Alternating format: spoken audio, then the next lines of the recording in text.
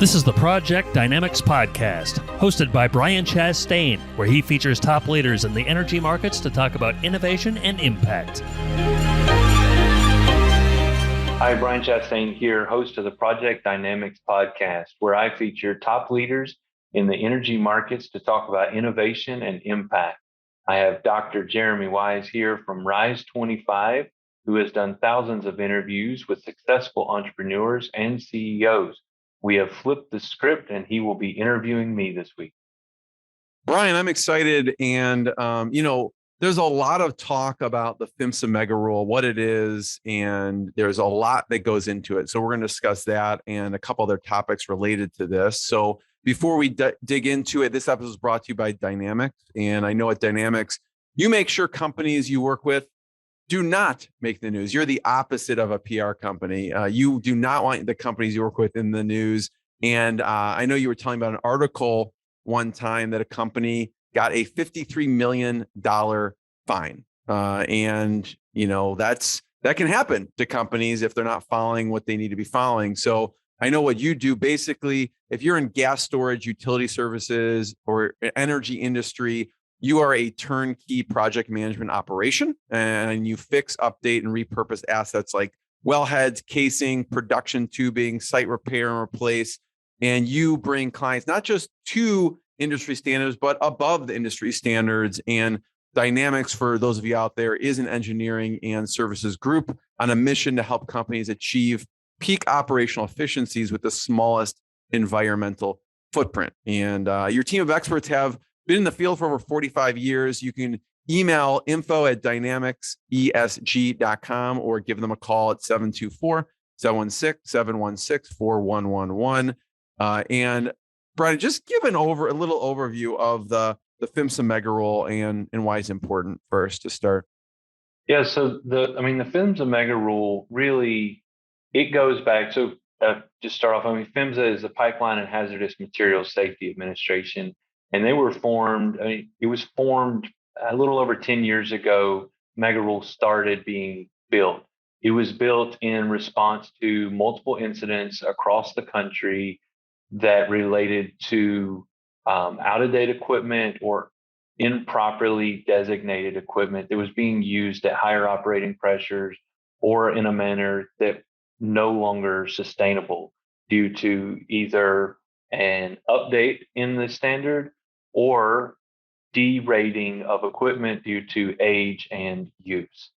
So the mega rule aims to getting companies that deal with storing and transporting natural gas through pipelines up to a better operating standard, both for the environment that they are located in and the communities that they are located around.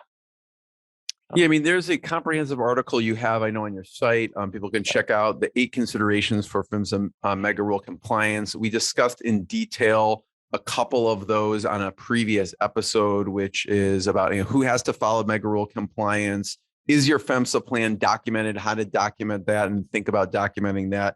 But today we're going to talk more about how does the Orphan Well and mega rule compliance overlap. So maybe we start with, you gave it overview of the mega rule. Maybe talk a little bit about the Orphan Well. Yeah, so an orphan well is really, it's a well that is no longer being used, right? It's stuff that has been, these are assets that they could be 10 years old or they could be over 100 years old.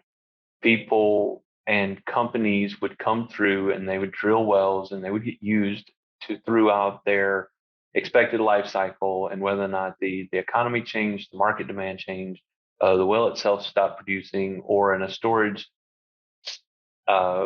situation, they were no longer using it for that piece. And once it gets becomes almost obsolete, then they get designated as orphan wells. The problem with orphan wells is that, as you can imagine, a lot of things have changed over the last 100 years, or a little bit over 100 years now that people have been drilling for these wells. So what we go through today to properly abandon a well versus what they would do 50 years ago is night and day. The overlap that we run into now is where you have storage fields, you have these operators and some of our key clients who own these wells that have been orphaned or need to be properly abandoned, right? Maybe in a lot of cases they, okay, well, we have, I don't know, 150 wells and we know that we have them and we know that we're not using them. So we need to go in and properly plug and abandon these wells. A lot of people think that a true orphan well, they might designate that as no records, no anything. You have to physically go search them out and find these wells. Due to increasing legislation and regulation, and then incoming administration changes throughout our government, they have begun designating actual funds through the same groups in the same departments to fund fixing and finding and locating and repairing these orphan wells. And that's really where it starts to overlap for us as we're out doing PHMSA compliance and wellhead evaluations and site audits for our clients. What we get is an opportunity to discuss orphan wells or soon to be abandoned wells. And that's where we start tying those things in. I'm sure companies, Brian, when you hear government funds, their ears perk up a little bit because the current administration they announced a plan. I'm not sure what's solidified, but I don't know if you want to talk about what's in the plan and how can companies take advantage of that funding.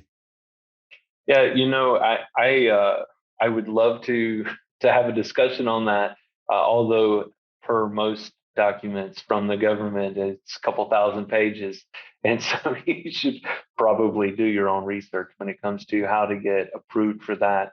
I know that it is being designated on the state level from the federal government, and I know that it was a little over $4 billion. Actually, I think it was closer to $5 billion totally designated into that structure. A tidbit of information is there's an estimated 3 million orphan wells that need to be properly plugged and abandoned or otherwise repurposed and brought up to date. That's a lot, right? You start thinking about 3 million wells. It's estimated right now that less than 1 million of them actually have even been located properly. So. And this was the funds were kind of the part of the administration's support of the global methane pledge. Yeah, right. I mean, we all want, look, no matter what industry you're in, everybody really we want a better future for our kids, grandkids, the environment that we currently live in. Doesn't matter if you're young or old or anything. I think that on the most basic level, everyone wants to operate within their industry in a cleaner, more responsible manner. So one of the things that we're doing is trying to work with companies to show the data of the methane that they could be releasing or they are releasing, right? So we not only want to say, hey, you've got a well that needs to be abandoned, we want to show them the actual data and the information behind that to where any client or potential client, then they can see the true benefit to the environment and to their individual ESG pledges that they may have on a corporate level as well. So with this, let's say there are funds initiated or funds, designated for this. The companies would work with, possibly getting funds, but either way, they have to come up with the, compliance for these. And how does it work with when someone calls you? Yeah, so I mean, it can work on a various levels. We have done the initial evaluations where we show up and we will do an on-site kind of walk around. We'll touch it, feel it, photograph it, document it, And then we go back to our clients and we really just start to let them know this is where you stand from our eyes as to any potential PHMSA issues, or just more, it's not even just PHMSA related. We try to take it from an industry standard as well. PHMSA is its own piece of the puzzle. And we go and we say, okay, from this portion of your assets, this is where your PHMSA issues may or may not be. From an industry standard, which because we are regulated by DEP and EPA, you can imagine there's a lot of agencies that scrutinize the energy industry, no matter which side you're on. Even in the renewable space, right? There's a lot of things you have to do. So we really take the outside in approach. I think that we're able to promote a better product at the end for our clients because we are, and I can't think of the word, we're not attached to it. We're indifferent, I guess, right? We tell them, hey, these are You're the like rules. independent. Yes, exactly. We're our own independent source. We don't perform these audits based on if a client is, I guess here's the nutshell, and I feel like I'm stumbling a little bit, but what it boils down to is we will come do an audit of a client's facility or their individual assets with or without the promise of future work. Right. So there is no benefit to us other than the fact that these facilities are being operated in the same communities in which we live and operate as well. So the only benefit for us is that our client walks away with a better understanding of what they have. And we have done audits where nothing needed to be done. I mean, quite literally, we've gone out and some of these companies passed with flying colors, and we've gone out to some of them that resorted in an emergency fix, right? So that's one way that we work with our clients and potential clients through an evaluation step. Another thing that we've done is we will actually write up any scope of works or standard operating procedures and document actual plan of actions. So our engineering and project management team, let's say we go out and we discover that there's 5 things that need to be fixed, for example. Well, in order to get the funding that we are speaking of, one way that we are aware of is that you have to present a plan of action. You have to present what the impact is going to be to your customers. You have to present what the cost is going to be. And you have to show your kind of expected timeline.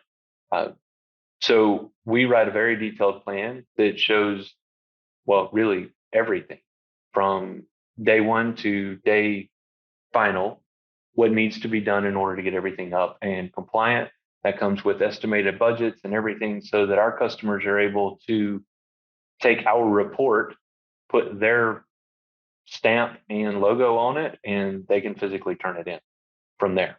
So it's really, they sign off on our reporting, they accept it, and that's an immediate, and we've done that more than once for more than one client. So those are really the 2 ways that we help our customers get to the next step. Right. I know one thing you talk about, Brian, is why should someone start this, the mega rule compliance? And I can see a couple things. I mean, if there is funding available, when there's funding available, that is also ticking. If all these companies are getting it and then you don't get it. And also from a staffing and resources perspective, like you mentioned, if there's 3 million of these, just orphan wells, not including all the other stuff that goes on. Mm-hmm. Talk about that for a second, the staffing piece. Yeah, so I don't think it's any news to anyone at this point that our country specific is going through a staffing crunch. And no matter what anyone may or may not think is driving that staffing glut right now, what it boils down to is that it is an issue. It is a pain point that our clients have expressed. It is a pain point that our research has shown, and we work diligently with our in-house employees and with third-party contractors to be able to bridge that gap. And we can bridge it for a week, a month, or I mean, we can augment an entire team for 5 years if they want us to. It's not to say that we do not go through our own staffing hurdles, but we have a much broader proactive approach where, because we know what is entailed to get sites up and running or back ready, whether or not you wanted to recommission them or whatever your next step might be, when we build a plan, that plan says, hey, not only do you have a plan here, but it's going to require 7 individuals or 10 people or 3 people and 1 project manager. So we break it down to where they know how much general labor they're going to need, how many engineers they would need to expect, a project manager, and then we offer a solution to either help them staff it or help them plan for the type of personnel that they may want to hire within. So that's definitely, staffing is a very big concern. I would say that beyond staffing issues, the other reason why I feel like there are a lot of companies that are, in our eyes, kind of behind the 8 ball when it comes to this. Because, well, here's a good example. I met with a potential client last week, and we had a conversation about permitting. Right now, they are operating closer to the West Coast. The permitting is even harder to come about. So in their instance, and what we were discussing with them, it was up to 2 years just to get permitting to begin a potential project that we were discussing. So, okay, so now you got 2 years. Well, you've got different pledges by independent, different states, everything, right? There's a bunch of layers. But when you start thinking about this, okay, if this one client has a potential 2-year lag just on permitting, and that's if they had everything today ready to go, right? They already had the plan, they already had the estimated budget and everything else ready to go, and they submitted that today.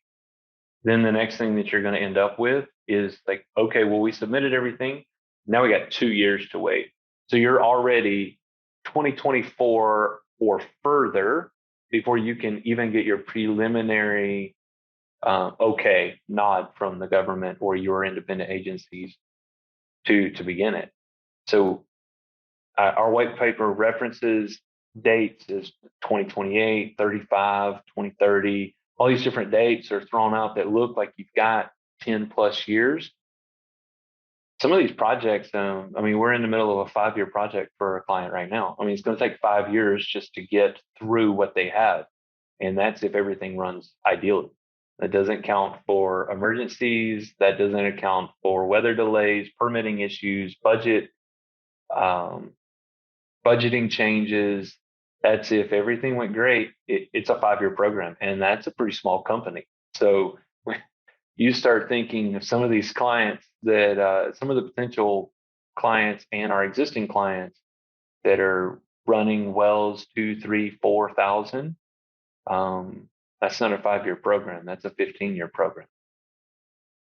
All of a sudden, it looks like not a lot of time. 10 years, really quickly. Yeah, exactly. I want to talk about the benefits of PHMSA compliance. I mean, there's some obvious ones and maybe not so obvious ones. Talk about that. So I would like to point out, I mean, and you said it kind of in the intro, right? Our goal is to, our industry has had kind of some shade on it, right? From an environmental standpoint. So one of the big benefits is we are aiming to decrease potential environmental impact, right? I use the word mitigate a lot. I don't work in a world where I think that you can 100% prevent everything, but you can put in so many stopgaps and barriers in place. And I think that at its core, the PHMSA compliance really was aiming to benefit the environment, physical environment, and the community environment. As we talked a couple episodes back where we were discussing, non-compliant transmission lines have led to pretty big environmental and health and safety risk. Our company motto is to start off assessing risk. Our SOAR program really aims to push that 100%. We want everybody to go home safe. And so I think that the broad picture is to have a safer operation. So that's really where we focus everything. Of course, as mentioned, we don't want our clients to make the news, but really that sounds really good. And at the end of the day, making the news means that something or someone normally got injured. And that's what we're aiming for, right? Is a bigger, safer, a long-term solution for our clients. Yeah, I know in the past episode you talked about some crazy stories. I mean, they're not so crazy when stuff is not in check. So listen to those episodes. And the last thing I want to leave people with, Ryan, is just a little bit about Dynamix and how you got into this industry for a second. Dynamix, people can check it out. It's dynamixesg.com to learn more. And you can also check for the reference to this article, which one of the things we're talking about is the 8 considerations for the PHMSA mega rule compliance. But just briefly, how'd you get into this industry in the first place? So me personally, or our company? You personally. That is probably its own episode. So I am multi-generational within the oil and gas industry. I grew up kind of moving and traveling, but I did not start my career within this industry. The honest to God story is that I needed a job and I was looking through Craigslist postings when Craigslist and the BlackBerry were just learning things. And you're dating yourself here, but I get it. Yeah, exactly. So I'm sitting there with my little BlackBerry scrolling, and I saw an ad posted that said, "Do you like to travel? Do you like hard work? Would you like to make whatever the dollar amount was and everything?" And I was like, "Man, those all sound great." And so, I went to a group interview in Colorado Springs, Colorado. That's kind of where I started my big circle. And then from there, I've worked all over the country. I've been north, south, east, and west, Wyoming, North Dakota for several years. I've worked as far north as I can see the border of Canada and as far south as seeing the border of Mexico. And really, as I have grown into the industry more and more, where I am today is I enjoy working in this industry. But I don't think that there's anyone within this industry that can't acknowledge that there is a better way. So that's really what I've set out to do, is try to help companies find that better way. You're in the oil and gas industry, you're in the utility industry, you're in the electric or the wind farm or solar, whatever it is. There's always room for improvement. And so that's why we start off by asking our customers why, and we ask our customers what if, and then we kind of go from there. Love it. Brian, thank you so much. Everyone check out more episodes of the podcast. Check out dynamixesg.com, and we'll see you next time. Thanks, Brian. Yeah, thank you, Jeremy. Have a good day. Thanks for listening to the Project Dynamix podcast. We'll see you again next time, and be sure to click subscribe to get future episodes.